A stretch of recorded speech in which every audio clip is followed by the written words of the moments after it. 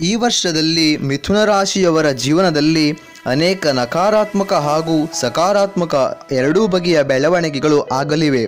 ವೈಯಕ್ತಿಕ ಜೀವನದ ಸುತ್ತ ಗಿರಕಿ ಹೊಡೆಯುತ್ತಾ ಕೆಲವು ಮಹತ್ತರವಾದ ಬೆಳವಣಿಗೆಗಳು ಆಗುತ್ತವೆ. ಆಶಾದಾಯಕ ಹಾಗೂ ಆತಂಕಕಾರಿ ಬೆಳವಣಿಗೆ ಎರಡನ್ನೂ ಎದುರುಗೊಳ್ಳಬೇಕಾಗುತ್ತದೆ. ನಿಮ್ಮ ಆರೋಗ್ಯದ ಬಗ್ಗೆ ಬಹಳ ಗಮನ ಕೊಡಬೇಕು. ಹೊಟ್ಟೆ ಮಂಡಿಯ ಆರೋಗ್ಯ ಸಮಸ್ಯೆ ಎದುರಾಗಬಹುದು. ಆದ್ದರಿಂದ ಆಹಾರ ಪಥ್ಯವನ್ನು ಕಡ್ಡಾಯವಾಗಿ ಪಾಲಿಸಿ. ಕೆಲವು ವ್ಯಾಯಾಮಗಳನ್ನು ಮಾಡಿದರೆ ಉತ್ತಮ. ಶೈಕ್ಷಣಿಕ ಕ್ಷೇತ್ರದಲ್ಲಿ ಉದ್ಯೋಗ ಮಾಡುತ್ತಿರುವವರಿಗೆ ಹೆಚ್ಚಿನ ಒತ್ತಡ ಬೀಳಲಿದೆ. ಪ್ರೀತಿ ಪ್ರೇಮ ಸಂಬಂಧಗಳಿಗೆ ಸಾಧಾರಣವಾದ ವರ್ಷವು ಇದಾಗಲಿದೆ. ಈ ವರ್ಷ ನಿಮ್ಮ ಬಾಳ ಸಂಗಾತಿಯು ನಿಮ್ಮ ಬೆಂಬಲಕ್ಕೆ ನಿಲ್ಲಲಿದ್ದಾರೆ. ಪ್ರೀತಿ ಪ್ರೇಮದ ವಿಚಾರವು ಪ್ರಾಮುಖ್ಯತೆ ಪಡೆದುಕೊಳ್ಳಲಿದೆ.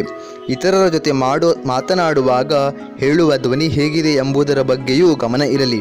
ಉದ್ಯೋಗಕ್ಕೆ ಸಂಬಂಧಿಸಿದಂತೆ ಬಹಳ ಉನ್ನತ ಬದಲಾವಣೆಗಳಿವೆ. ಯಾವುದೇ ತೀರ್ಮಾನ ಕೈಗೊಳ್ಳುವ ಮುನ್ನ ತಾಳ್ಮೆಯಿಂದ ಇರಬೇಕು. ಉದ್ಯೋಗದ ವಿಚಾರದಲ್ಲಿ ಮನಸೋ ಇಚ್ಛೆ ತೀರ್ಮಾನ ಬೇಡ. ಮಿಥುನ ರಾಶಿಯವರ ಆಯವ್ಯಯಗಳು 11 ಆಯ 4 ವ್ಯಯ.